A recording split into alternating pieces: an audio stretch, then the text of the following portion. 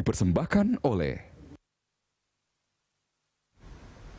Ya pemirsa, dalam bermedia sosial, etika dan sopan santun menjadi salah satu prinsip penting yang harus diperhatikan oleh setiap pengguna. Tersebut perlu diterapkan terutama dalam menunjukkan sikap dan juga pendapat kepada halayak di ranah maya.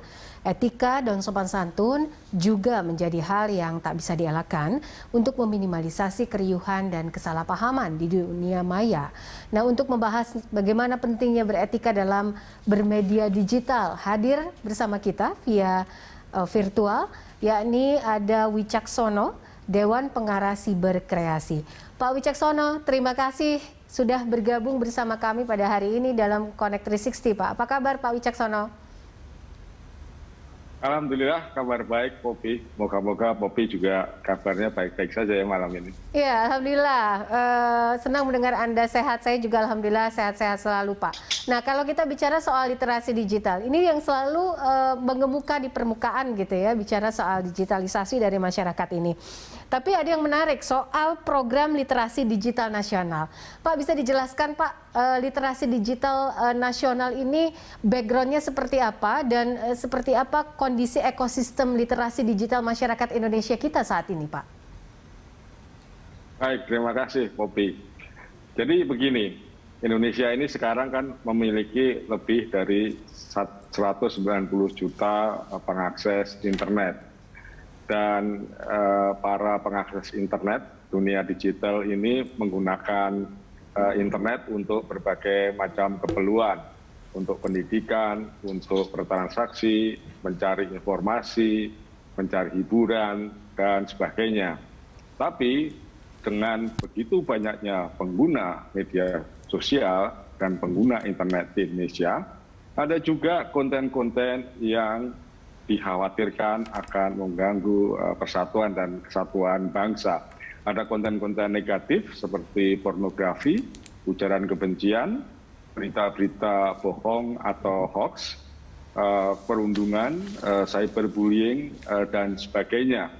Nah, oleh sebab itu Kementerian Informasi atau Kominfo gitu ya, menggandeng Gerakan Nasional Literasi Digital untuk meningkatkan keterampilan masyarakat, kapabilitas masyarakat untuk menghadapi dan beraktivitas dengan nyaman dan aman di dunia digital. Demikian, Poppy. Baik, Pak, ini kerjasama antara Kominfo dan juga berpartner begitu ya bersama GNLD serta Siberkreasi dan juga 115 mitranya. Boleh dijelaskan tidak Pak sedikitnya tentang program pelatihannya itu seperti apa, kemudian jangkauannya, target seperti apa?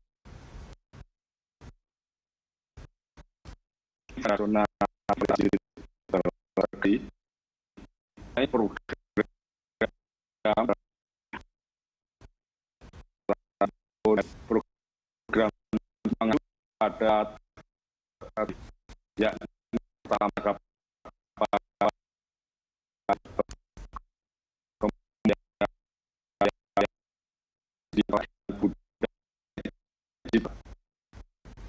dan yang terakhir digital safety atau keamanan digital. Nah, dengan 4 pilar yang menjadi dasar pelatihan tersebut, Kominfo dan Siberkreasi menyasar sampai 50 juta peserta sampai tahun 2024 dengan menggelar kelas-kelas setiap hari di 514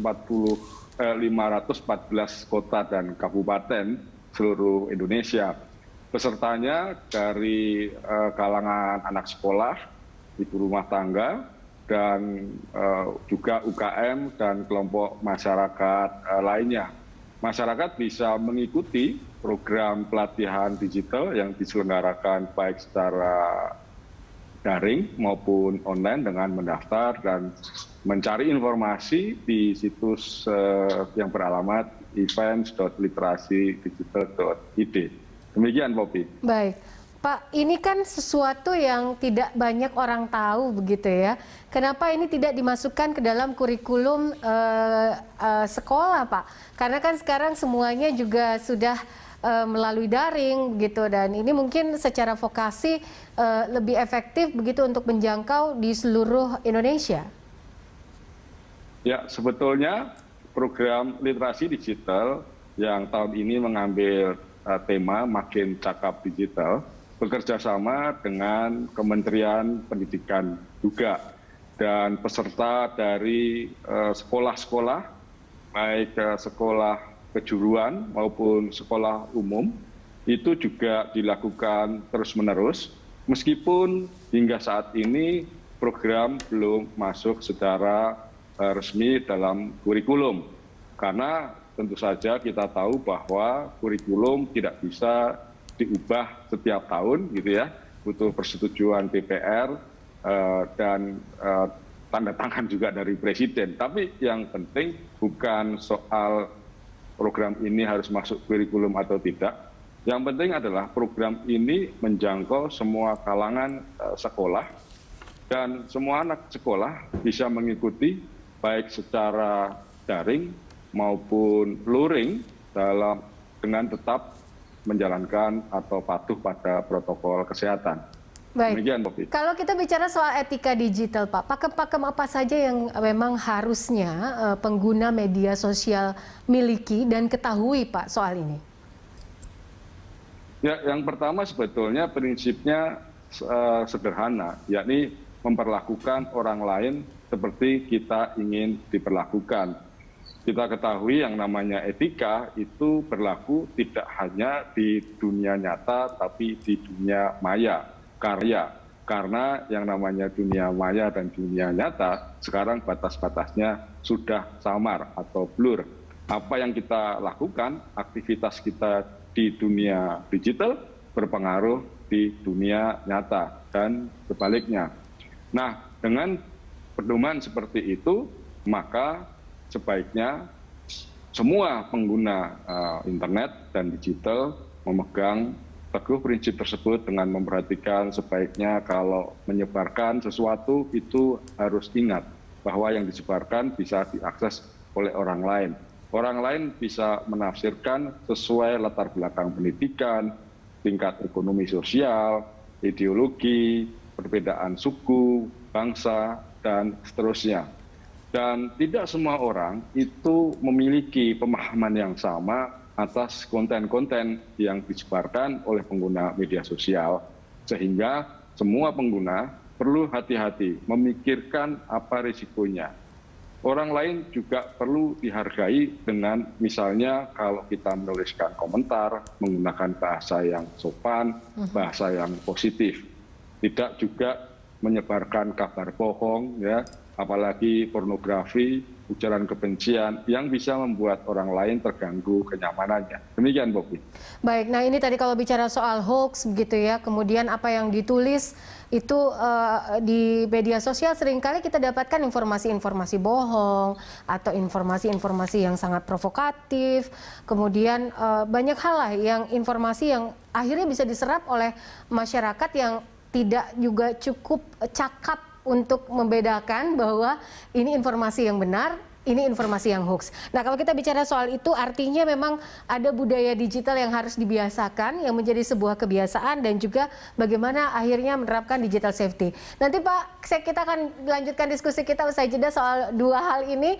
Pemirsa tetaplah bersama kami dalam Connect 360. Persembahkan oleh Ya, makin cakap digital itulah tujuan dan juga target dari pemerintah. Dan hari ini kita berdiskusi bersama Pak Wicaksono. Beliau adalah Dewan Pengarah Siberkreasi. Pak Wicaksono, Anda masih bersama kami. Nah, tadi kalau misalnya kita bicara soal dua hal yang sempat saya ungkapkan tadi sebelum jeda gitu ya. Ini banyak sekali yang tidak dimengerti juga oleh para pengguna media sosial di tanah air ini. Soal misalnya budaya digital dan juga digital safety. Bisa dijelaskan Pak, ini bagaimana sehingga masyarakat Indonesia ini bisa makin cakap digital? Ya, baik, terima kasih. Jadi memang dengan makin banyaknya aktivitas dan pengguna digital di Indonesia, tentu saja akan terjadi banyak peristiwa, baik yang positif maupun negatif, juga konflik-konflik begitu. Seperti kita tahu, dunia digital digunakan orang misalnya untuk bertransaksi online, membeli satu produk, bertransaksi di bank ya. Online transaction itu menjadi sesuatu yang sangat biasa. Namun, fakta menunjukkan bahwa ada banyak orang di Indonesia juga yang seringkali terbentur masalah ketika menggunakan internet untuk bertransaksi. Misalnya tiba-tiba transaksinya dianggap tidak sah. Misalnya datanya yang dipakai untuk bertransaksi ternyata digunakan untuk kepentingan lain begitu. Misalnya data pribadinya juga digunakan oleh orang lain sehingga misalnya kartu kreditnya diblokir dan banyak kasus seperti itu. Nah, sayangnya memang pemahaman orang Indonesia terhadap yang namanya keamanan digital itu belum terlalu tinggi. Oleh sebab itu, kami di Gerakan Nasional Cyber Kreasi senantiasa memberi pendidikan literasi digital, khususnya menyangkut digital safety, supaya orang-orang yang beraktivitas, terutama bertransaksi di dunia internet, terjamin keamanannya. Kita selalu memberikan pedoman agar data pribadi, misalnya nomor induk kependudukan, PIN, kemudian kata kunci atau password, harus selalu dilindungi supaya tidak digunakan oleh para pelaku tindak kejahatan. Begitu juga dengan budaya digital atau hal-hal yang berkaitan dengan kebudayaan. Kita tahu Indonesia adalah negara yang memiliki berbagai macam suku bangsa. Alangkah baiknya seandainya perbedaan ini tidak membuat perpecahan di dunia digital, tapi justru menyatukan. Bagaimana caranya? Caranya adalah setiap orang yang menggunakan atau memanfaatkan internet untuk keperluan apapun selalu mempertimbangkan bahwa kita punya beragam budaya. Tidak semua orang memahami satu kebudayaan dari budaya orang lain. Sehingga bisa jadi ada kesalahpahaman, ada ketidaksesuaian dalam bercakap-cakap di media sosial dan seterusnya. Oleh sebab itu, masalah atau isu atau keterampilan mengenai budaya digital perlu dimiliki oleh para pengguna digital di Indonesia. Demikian, Poppy. Baik, ini menarik ya. Nah, kalau bicara soal pelatihan-pelatihan, ini bentuknya nanti seperti apa Pak Wicak? Karena kan biasanya kan kita sering juga mendapatkan informasi ataupun pelatihan misalnya public speaking gitu lewat webinar-webinar. Apakah ini juga ada webinarnya ataukah ada aplikasi tertentu yang bisa dimasuki oleh para generasi muda dan juga orang-orang yang ingin mengikuti pelatihan Indonesia Makin Cakap Digital ini? Ya, sebetulnya acara atau program pelatihan literasi digital itu utamanya dilakukan secara daring dan luring. Tapi mengingat kita masih dalam situasi pandemi, oleh sebab itu acara tatap muka lebih diprioritaskan. Acara tatap muka selain bentuk kepatuhan pada protokol kesehatan juga menjangkau audiens atau khalayak yang lebih luas. Jadi ada beberapa mentor atau pelatih, para pengajar yang kompeten, biasanya terdiri dari 4 orang kalau mewakili 4 pilar digital tersebut yang memberikan materi-materi melalui webinar. Dan itu berlangsung selama pandemi ini setiap hari serentak di berbagai macam kota di seluruh Indonesia dengan berbagai macam topik. Begitu, Poppy. Baik, menarik juga ya kalau bicara soal webinar begitu, kemudian juga ternyata ada aplikasi dari Cyber Kreasinya juga begitu. Pak, saya pernah membaca soal salah satu survei dari digitalisasi dan juga ekonomi digital di Indonesia. Kelebihan Indonesia ini kan satu, penggunanya adalah yang paling aktif di dunia, gitu ya. Kemudian memiliki ekosistem startup yang cukup baik begitu dan juga dinamis, dan warga negaranya tuh paham teknologi. Tapi kekurangannya adalah banyak sekali yang belum bisa merangkul manfaat dari digitalisasi ini di tanah air. Nah, terkait dengan hal ini, pendapat Anda seperti apa soal ini? Baik, tantangan selalu ada dalam bidang apapun, tidak hanya di dunia digital. Tapi tantangan selalu juga ada solusinya. Nah, kami percaya baik di Gerakan Nasional Cyber Kreasi maupun Kominfo bahwa semua tantangan itu bisa diatasi asalkan jelas arahnya mau kemana, peta jalannya mau kemana, bagaimana metodenya, dan bagaimana mengukur keberhasilannya.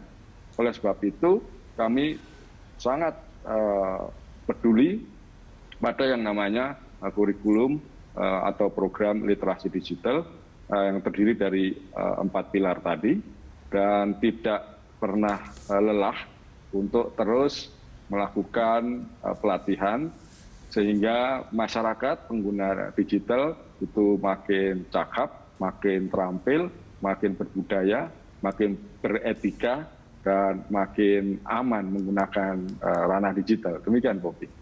Baik, nanti kita akan lanjutkan lagi dialog kita di segmen selanjutnya. Pemirsa, tetaplah bersama kami dalam Connect 360. Oleh Ya, Anda kembali bersama kami dalam Connect 360, Indonesia makin cakap digital, itulah yang menjadi topik kita pada hari ini. Saya masih bersama dengan Pak Wicaksana, Dewan Pengarah Siber Kreasi. Pak Wicaksana, tentu saja yang Indonesia cakap digital tidak lepas dari yang namanya pembenahan infrastruktur, kemudian juga bagaimana meningkatkan penetrasi terhadap digitalisasi di tanah air ini. Apa yang bisa Anda garis bawahi, apa yang bisa Anda berikan inputnya sehingga ini bisa didukung oleh seluruh sektor dan juga kelembagaan termasuk pemerintah di tanah air ini?